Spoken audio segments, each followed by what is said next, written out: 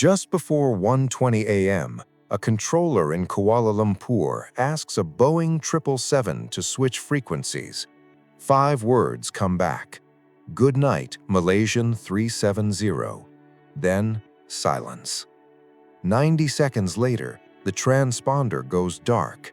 It happens at the exact handoff point between two countries' air traffic control, the one gap easiest to miss. This is Malaysia Airlines Flight MH370, 239 people on board, a routine overnight flight to Beijing. Within the hour, military radar picks up something that isn't heading to Beijing at all. The official investigation says the last confirmed signal comes 7.5 hours after takeoff, thousands of kilometers from where anyone is looking. By the end of this video, you'll know why ships are still scanning the Indian Ocean floor 12 years later. The plane still hasn't been found, and why the most experienced investigators in aviation still can't agree on what happened in that cockpit. If mysteries like this get under your skin, stay with me. Hit like, subscribe, because this story is about to take a turn almost nobody saw coming. Now, let's go back to the night it started, minute by minute, exactly how investigators pieced it together. It's a warm Friday night in Kuala Lumpur. At the gate, everything looks routine. This is one of 2 flights Malaysia Airlines runs to Beijing every day. The aircraft, a Boeing 777-200ER, flying for almost 12 years without a single major incident. 2 Rolls-Royce engines, over 53,000 flight hours logged, inspected, cleared, airworthy in every category that matters. In the cockpit, serious experience. Captain Zaharie Ahmad Shah, 53, flying for the airline since 1981, more than 18,000 hours logged, enough to make him one of the airline's senior training captains. At home, he's known for something else, a flight simulator he built himself in his spare room. Just a hobby, according to the people who knew him.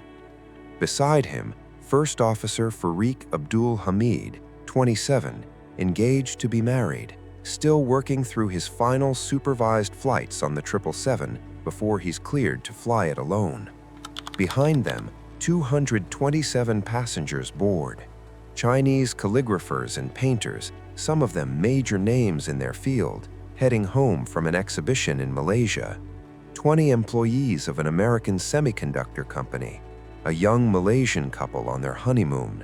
Families, students, a New Zealander on his way to a new job in Mongolia, and 2 men, boarding with passports reported stolen years earlier, traveling under names that were never really theirs. Nobody on this flight has any reason to notice. It will take days for investigators to even work out who they actually are. At 12:42 a.m., MH370 lifts off from Kuala Lumpur and climbs to 35,000 feet, right on schedule. For 25 minutes, nothing looks unusual. At 1:07, the aircraft's onboard system sends its last routine data report. Same cruising altitude, same as any other flight, any other night. 12 minutes later, air traffic control tells the crew to switch to Vietnamese controllers. Someone in the cockpit reads back 5 words. "Good night, Malaysian 370. Nobody in that control room realizes it's the last time anyone will hear from Flight 370. Because within about 2 minutes, the transponder, the device that identifies the plane to civilian radar, goes dark. And according to Malaysian military radar, the aircraft doesn't keep heading toward Beijing. It turns. It crosses back over the Malaysian peninsula, curling past Penang Island for reasons investigators have never fully explained. Penang is Captain Zaharie's hometown. For the next hour, military radar keeps a faint trace of it, flying fast, roughly 550 knots, drifting well off its planned route. Then, 200 nautical miles northwest of Penang, over the Strait of Malacca, even that trace disappears. As far as anyone watching a screen that night, Flight 370 is simply gone. But it takes Vietnamese controllers 12 minutes just to ask Malaysia whether they still have the plane. The standard emergency alert, the one meant to fire within minutes of losing an aircraft, isn't triggered for hours. And while all of that confusion plays out on the ground, one system on board is still quietly checking in with a satellite overhead, once every hour for 7 more hours. While the plane turns invisible over the Malacca Strait, search planes and ships gather in exactly the wrong place, the South China Sea, right where the transponder went dark. For the first several days, that's where the operation focuses, because that's the last place anyone actually saw the aircraft. The break comes from something almost nobody outside aviation had heard of before.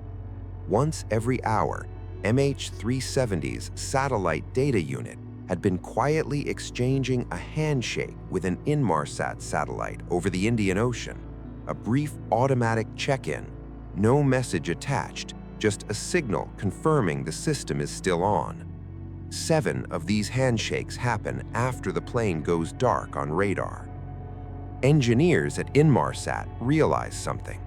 Tiny shifts in that signal's frequency, caused by the plane's own speed and direction relative to the satellite, might be enough to estimate roughly where it flew.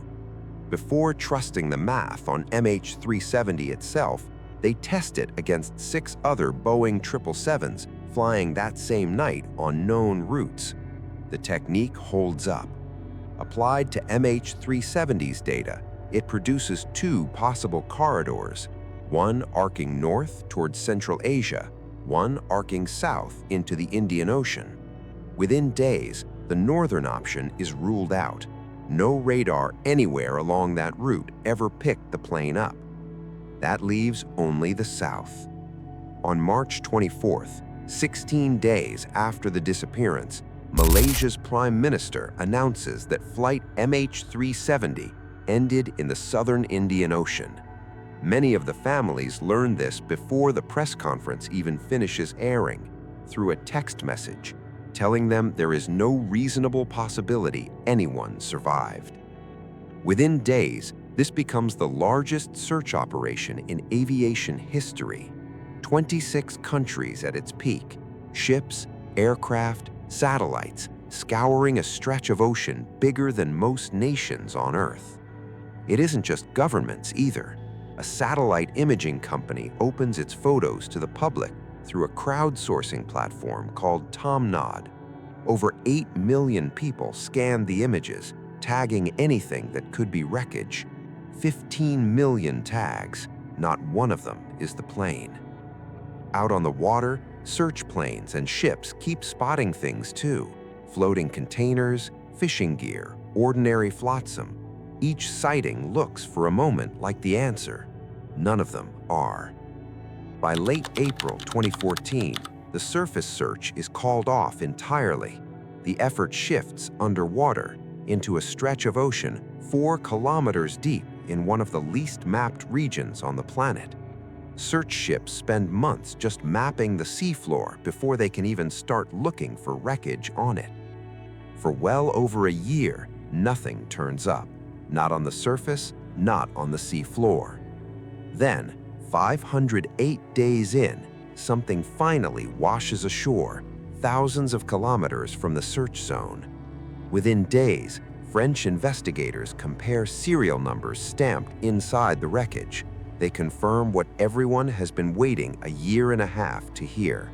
This piece, a wing component called a flaperon, really is from MH370, the first physical proof of the crash. Over the next several years, more than 30 additional pieces wash ashore across the Western Indian Ocean, Mozambique, Madagascar, Mauritius, South Africa, and even Tanzania. Malaysian investigators confirm some outright and classify others as almost certainly or highly likely from the aircraft.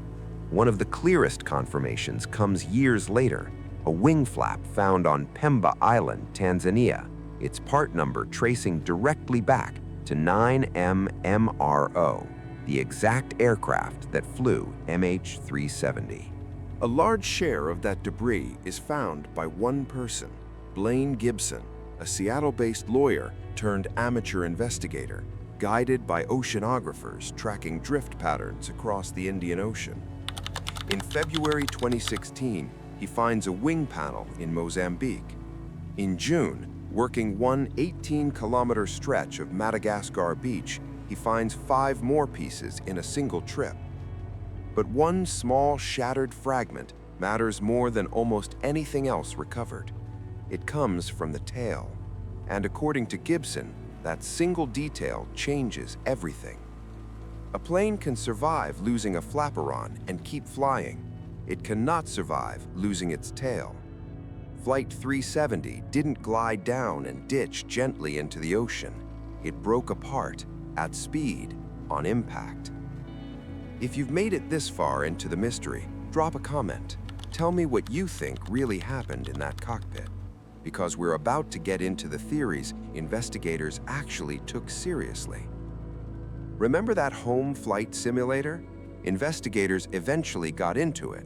Deleted data, recovered by forensic analysts, later detailed in Australia's official 2017 report, showed something specific.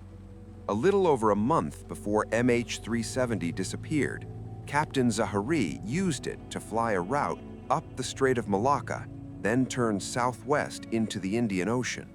The simulated flight ended only when the aircraft ran out of fuel, far from any airport. It's a striking parallel, but investigators themselves are careful here. The Australian Transport Safety Bureau never claims this proves anything.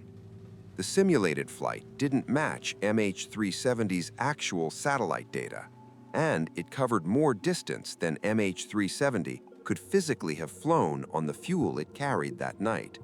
Malaysian police went further, stating in their own report that nothing recovered from that computer conclusively pointed to a premeditated act. In 2018, the head of Malaysia's official investigation team told reporters his team had reviewed both pilots' backgrounds, training, and mental health. They found nothing to support the idea that either man deliberately brought the plane down, though, he added, they couldn't rule out interference by a third party either, since the aircraft systems appeared to have been switched off manually. Captain Zaharie's own family has publicly rejected the theory, calling it exactly that, a theory, not evidence. Officially, 3 explanations remain on the table: mechanical or electrical failure, a hijacking, or deliberate action by someone in that cockpit. Some pilots who've studied the radar tracks, including a former British Airways 777 captain, have pointed to that earlier turn near Penang as too precise to be coincidence, calling it an emotional detour rather than a technical one. Others say it's simply the most direct route back onto a usable airway. Neither reading has ever been officially confirmed, and more than a decade later, investigators still say on the record that they cannot choose between any of these explanations. Remember those 2 men who boarded with stolen passports? Within 3 days, Interpol had an answer, not the one many feared. They were Iranian nationals, 19-year-old Puriya Nur Mohammadi and 29-year-old Syed Mohammed Reza Delawar, traveling on stolen Austrian and Italian passports, both apparently trying to reach Europe to seek asylum. Puriya Nur Mohammadi's own mother was waiting for him in Frankfurt. Interpol's Secretary General said at the time that the evidence pointed away from terrorism, not toward it.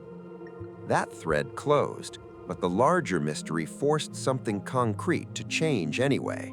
Losing a modern airliner with 239 people aboard and not even knowing where to begin looking was, by the aviation industry's own admission, something that should have already been impossible in 2014. In direct response, the International Aviation Organization built an entirely new global standard. Every large commercial aircraft must now automatically report its position at least once every 15 minutes, once every single minute if something goes wrong. Cockpit voice recorders, once required to hold only 2 hours of audio, now have to hold 25.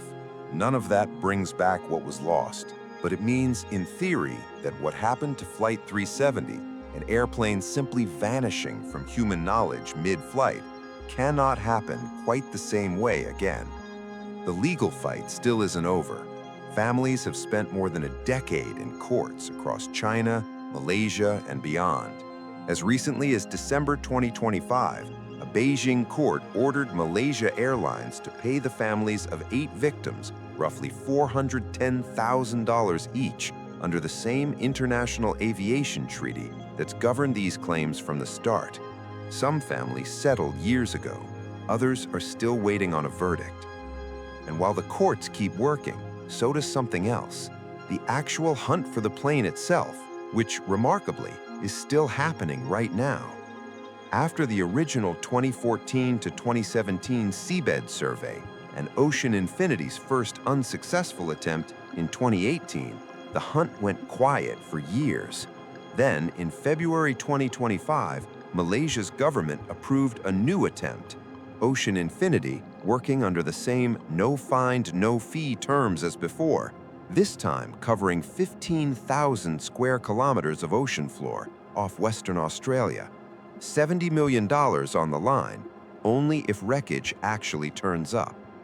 The work happened in short bursts. A brief phase in March 2025 was paused almost immediately, not the season for safe deep-water search.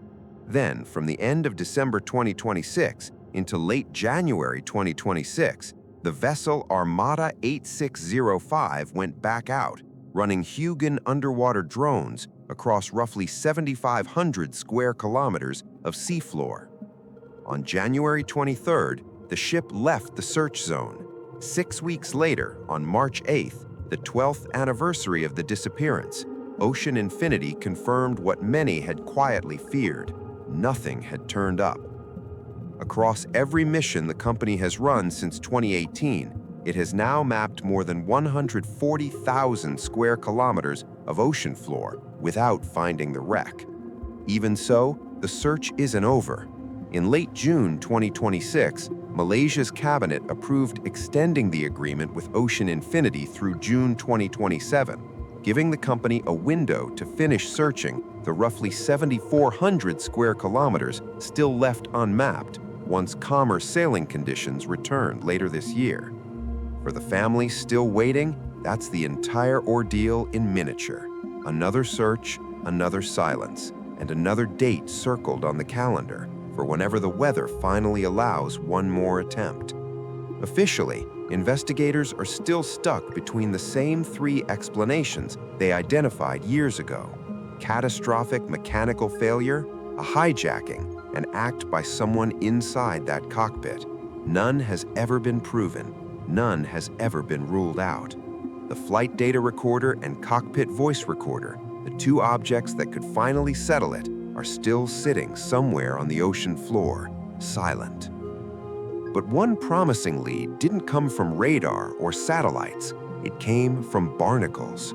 A University of South Florida-led team studied the shell of a barnacle that had grown on the recovered flaperon, reading its chemistry layer by layer, like tree rings, to reconstruct the water temperatures it drifted through on its way to Réunion Island. Matched against 50,000 simulated ocean paths, that single shell reconstructed roughly 5 months of the debris' journey. The barnacle available was too young to trace that drift all the way back to where the plane actually went down. But the scientists behind the method say larger, older barnacles, if they're ever recovered from other debris, could extend that record back toward the crash site itself. So far, none has turned up. 12 years on, 239 people are still simply gone, and the families they left behind are still waiting on courts, on governments, and now on marine biology for something resembling an answer. If you want to see what happens when human error, not mystery, brings a plane down, My video on the deadliest crash in aviation history, the Tenerife runway collision, is up next. Go watch it now.